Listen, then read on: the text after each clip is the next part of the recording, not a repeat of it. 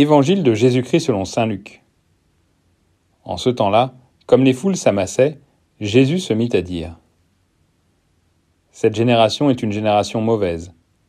Elle cherche un signe, mais en fait de signe, il ne lui sera donné que le signe de Jonas. Car Jonas a été un signe pour les habitants de Ninive.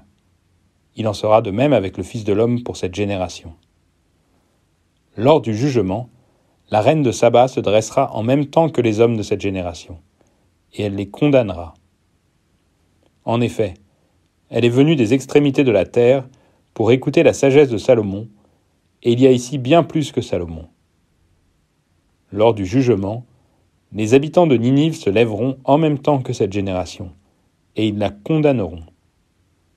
En effet, ils se sont convertis en réponse à la proclamation faite par Jonas, et il y a ici bien plus que Jonas.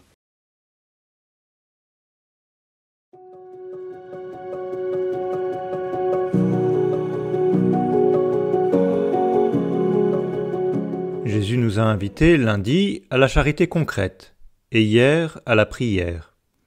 Nous le savons bien, l'amour de Dieu et l'amour du prochain doivent constituer le cœur et le socle de notre vie humaine et chrétienne, et nous y peinons souvent laborieusement.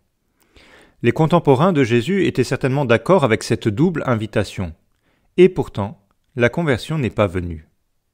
Jésus évoque aujourd'hui Jonas et Ninive, la reine de Saba et Salomon, pour entraîner tous ses auditeurs dans cette grande dynamique de conversion. Eh bien, ne croyons pas que l'invitation à la conversion est adressée à notre voisin, aux générations passées ou aux générations futures. La seule conversion dont je suis responsable, c'est la mienne. Alors, quelle est la forme concrète que peut prendre ma conversion aujourd'hui ?